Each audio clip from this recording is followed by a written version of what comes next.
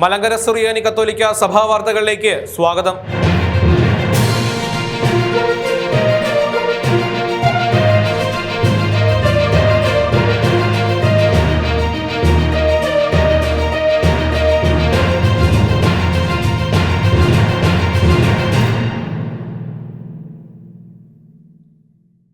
ഹൃദയ നവീകരണം നോമ്പിന്റെ ഏറ്റവും പ്രധാന ലക്ഷ്യം.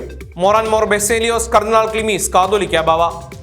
ക്രിസ്തു കേന്ദ്രീകൃതമായ ജീവിതത്തിലൂടെ നോമ്പാചരണത്തെ ഫലവത്താക്കാനും ജീവിതത്തെ നവീകരിക്കാനും വിശ്വാസികൾക്ക് സാധിക്കണമെന്ന് Moran Mor Baselios cardinal Cleemis catholicos Bava 2025 March 4 അമേരിക്കയിലെ ഡാലസിലുള്ള സെന്റ് മേരീസ് ദേവാലയത്തിൽ അർപ്പിച്ച വിശുദ്ധ കുർബാന മധ്യേ നൽകിയ വചന സന്ദേശത്തിലാണ് കാതോലിക്ക ബാവ അമേരിക്കയിലെ മലങ്കര മക്കളെ അഭിസംബോധന ചെയ്ത് സംസാരിച്ചത്. ക്രമീകരണങ്ങൾക്ക് ഇടവക വികാരി ഫാദർ അബ്രഹാം വാവോലിമേപ്പുറത്ത് നേതൃത്വം നൽകി. കൈത്താങ്ങായി നല്ലപാടം യൂണിറ്റിലെ വിദ്യാർത്ഥികൾ. ഉരുൾപൊട്ടലിൽ സർവ്വതും തകർന്ന ചൂരൽമല സ്വദേശിക്ക് കൊല്ലം അഞ്ചൽ സെന്റ് ജോൺ സ്കൂളിലെ മലയാള മനോരമ നല്ലപാടം യൂണിറ്റ് വീട് നിർമ്മിച്ചു നൽകി. വിദ്യാർത്ഥികളും അധ്യാപകരും രക്ഷിതാക്കളും ചേർന്നാണ് വീട് നിർമ്മിച്ചത്. മാർച്ച് 7 നടന്ന താക്കോൽദാന ചടങ്ങ് മലങ്കര സുറിയാനി കത്തോലിക്ക സഭയുടെ തലവനും പിതാവും KCBC അധ്യക്ഷനുമായ more and Mor Baselios cardinal Cleemis catholicos ബാവ ഉദ്ഘാടനം ചെയ്തു. അഞ്ചൽ സെന്റ് ജോൺ സ്കൂളിലെ കുട്ടികളാണ് താക്കോൽ കൈമാറിയത്. ബത്തേരി ഭദ്രാസന അധ്യക്ഷൻ അഭിമന്യ ജോസഫ് മാർ തോമസ് മെത്രാപ്പൊലീത്തായും സന്നിഹിതനായിരുന്നു.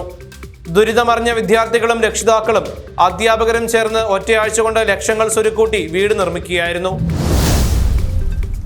സത്യപ്രതിജ്ഞ ചെയ്തു. MCA മാവേലിക്കര ഭദ്രാസനത്തിന്റെ മാനേജിംഗ് കമ്മിറ്റിയും എക്സിക്യൂട്ടീവ്സിന്റെ സത്യപ്രതിജ്ഞയും മാർച്ച് 2 ചെങ്ങന്നൂർ ഇലഞ്ഞിമേൽ ദേവാലയത്തിൽ വെച്ച് നടത്തപ്പെട്ടു. ഭദ്രാസന പ്രസിഡന്റ് അഡ്വക്കേറ്റ് അനിൽ ബാബു അധ്യക്ഷത വഹിച്ച യോഗം മാവേലിക്കര ഭദ്രാസന വികാരി ജനറൽ ഫാദർ ഡോക്ടർ സ്റ്റീഫൻ കുളത്തങ്കലോട്ട് ഉദ്ഘാടനം ചെയ്തു. തദവസരത്തിൽ MCA 2025-26 വർഷത്തെ എക്സിക്യൂട്ടീവ് അംഗങ്ങളുടെ സത്യപ്രതിജ്ഞ MCA ഭദ്രാസന ഉപദേഷ്ടാവ് ഫാദർ സിൽവസ്റ്റർ തെക്കേടത്തിന് മുൻപാകെ നടന്നു. തുടർന്ന് നടന്ന managing committee father doctor Stephen കുളത്തങ്കലോട്ടിന്റെ അധ്യക്ഷതയിൽ നടത്തപ്പെട്ടു. ഉദ്ഘാടനം ചെയ്തു. പാറശാല ഭദ്രാസനത്തിന്റെ സാമൂഹിക ക്ഷേമ വിഭാഗമായ ക്ഷേമ സോഷ്യൽ സർവീസിന്റെ ആഭിമുഖ്യത്തിൽ മാർച്ച് 2 പാറശാല കത്തീഡ്രലിൽ വെച്ച് ഇൻഫാം കാർഷിക ജില്ലയുടെ ഉദ്ഘാടനവും കർമ്മപദ്ധതി പ്രകാശനവും നടത്തപ്പെട്ടു. ഇൻഫാം പ്രസിഡന്റ് ശ്രീ N ധർമ്മരാജ് അധ്യക്ഷനായിരുന്ന യോഗം ഇൻഫാം ദേശീയ ചെയർമാൻ ഫാദർ തോമസ് മറ്റമുണ്ടയിൽ ഉദ്ഘാടനം ചെയ്തു. ക്ഷേമ ഡയറക്ടർ ഫാദർ ജോർജ് വെട്ടിക്കാട്ടിൽ കൃഷിയെ പ്രോത്സാഹിപ്പിക്കുന്ന നൂതന മാർഗങ്ങളെക്കുറിച്ച് ക്ലാസ് എടുത്തു. തുടർന്ന് ഫാദർ തോമസ് മറ്റമുണ്ടയിൽ ഇൻഫാം കാർഷിക ജില്ലയുടെ കർമ്മപദ്ധതി പ്രകാശനം ചെയ്തു. കുടുംബ കൃഷിയെ പ്രോത്സാഹിപ്പിക്കുന്നതിന്റെ ഭാഗമായി യോഗത്തിൽ പങ്കെടുത്ത എല്ലാവർക്കും തൈ വിതരണം ചെയ്തു. പുതിയ നിയമം പകർത്തിയെഴുതി സെന്റ് ജോൺസ് ദേവാലയം. POC ബൈബിൾ കമ്മീഷന്റെ നേതൃത്വത്തിൽ നടത്തപ്പെട്ട പുതിയ നിയമ പകർത്തിയെഴുത്തിൽ പങ്കെടുത്ത് മാതൃകയായി ആലുവ സെന്റ് ജോൺസ് മലങ്കര സുറിയാനി കത്തോലിക്ക ദേവാലയം. 85 കുടുംബങ്ങളുടെ ഇടവകയിൽ നിന്ന് 15ഓളം പുതിയ നിയമ ബൈബിളുകളാണ് പകർത്തിയെഴുതിയത്. മാർച്ച് 2 മൂവാറ്റുപുഴ ഭദ്രാസന അധ്യക്ഷൻ അഭിമന്യ യൂഹാനൻ മാർ തേഡോഷ്യസ് മെത്രാപ്പൊലീത്ത പകർത്തിയെഴുതിയ ബൈബിളുകളെ സെന്റ് ജോൺസ് ദേവാലയത്തിൽ വെച്ച് ആശീർവദിച്ചു നൽകുകയും പകർത്തിയെഴുതിയ എല്ലാവരെയും അഭിനന്ദിക്കുകയും ചെയ്തു. ക്രമീകരണങ്ങൾക്ക് ഇടവക വികാരി ഫാദർ ജിനോ ഏറ്റുമാലിൽ നേതൃത്വം നൽകി. അവാർഡ് കരസ്ഥമാക്കി.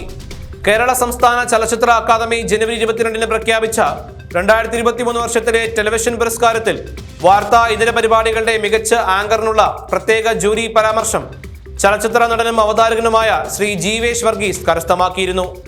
തിരുവല്ലാതി ഭദ്രാസനത്തിലെ എരുവൈപ്പി റോഡ് സെന്റ് ആൻസ് ഇടവകാംഗമാണ് ശ്രീ ജീവേഷ് വർഗീസ്. പ്രശസ്ത ഗാതികൻ ശ്രീ മധുരിമ ഉണ്ണികൃഷ്ണനുമായുള്ള കഥയുടെ കൽപ്പാന്തകാലത്തോളമെന്ന ദൂരദർശൻ അവതരിപ്പിച്ച അഭിമുഖ പരിപാടിയാണ് ഈ അംഗീകാരം നേടിക്കൊടുത്തത്. ഫെബ്രുവരി 28 തിരുവനന്തപുരം ടാഗോർ തിയേറ്ററിൽ വെച്ച് നടന്ന അവാർഡ് ദാന ചടങ്ങിൽ ശ്രീ ജീവേഷ് വർഗീസ് കേരള ഫിഷറീസ് സാംസ്കാരിക യുവജനക്ഷേമ വകുപ്പ് മന്ത്രി ശ്രീ സജി ചെറിയാനിൽ നിന്ന് അവാർഡ് ഏറ്റുവാങ്ങി. നിര്യാതയായി. മേരി മക്കൾ സന്യാസിനി സമൂഹം തിരുവനന്തപുരം പോങ്ങമൂട് പ്രൊവിൻസ് അംഗമായ സിസ്റ്റർ മെർലിൻ ഡിയും നിര്യാതയായി. 75 വയസ്സായിരുന്നു. സംസ്കാര ശുശ്രൂഷ മാർച്ച് 6 തിരുവനന്തപുരം മേജർ ഭദ്രാസന സഹായമെത്രാൻ അഭിമന്യ മാത്യൂസ് മാർ പോളികാർപ്പസ് എപ്പിസ്കോപ്പായുടെ കാർമ്മികത്വത്തിൽ പോങ്ങമൂട് പ്രൊവിൻസ് സെമിത്തേരിയിൽ വെച്ച് നടത്തപ്പെട്ടു. ഇതോടുകൂടി ഈ വാർത്താ ബുള്ളറ്റിൻ അവസാനിക്കുന്നു. കൂടുതൽ വാർത്തകളുമായി വീണ്ടും കാണാം.